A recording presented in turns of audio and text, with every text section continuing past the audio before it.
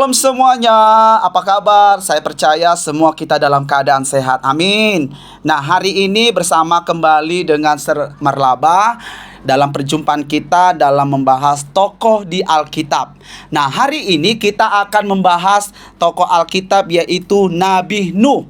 Nah, Nabi Nuh ini adalah tokoh Alkitab yang Tuhan sangat sayangi. Karena apa? Hanya Nabi Nuh lah yang pada saat itu Tuhan selamatkan. Kenapa Tuhan selamatkan? Di zaman itu Nabi Nuh banyak orang-orang yang melakukan dosa dan melakukan kejahatan. Dan akhirnya Tuhan mau melakukan hukuman kepada manusia di muka bumi dengan menurunkan air bah.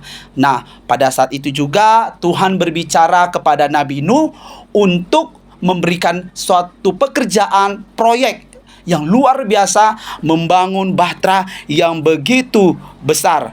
Adapun ukurannya itu yaitu 300 hasta panjangnya dan 50 hasta lebarnya dan 30 hasta tingginya. Wow, besar sekali tuh kapal bahteranya itu ya.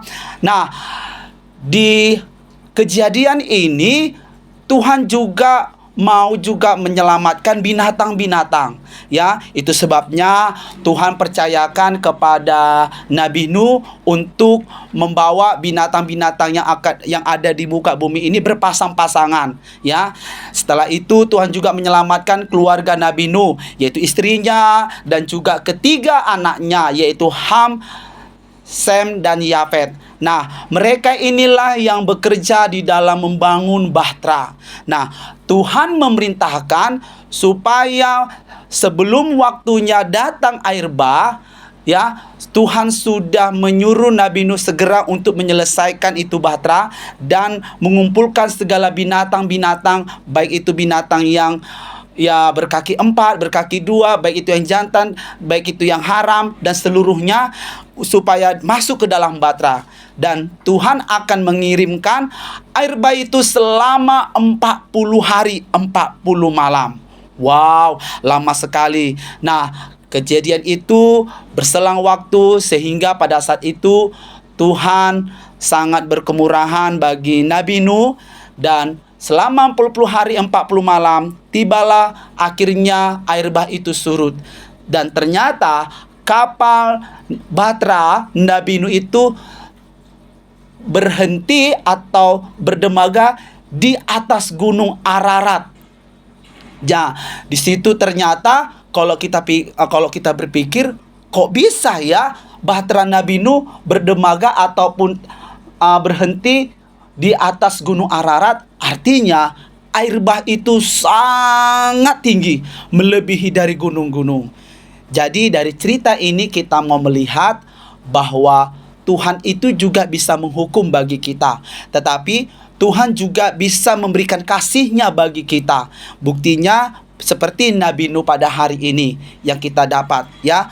Nabi Nuh Tuhan selamatkan dari hukuman yang Tuhan berikan kepada manusia.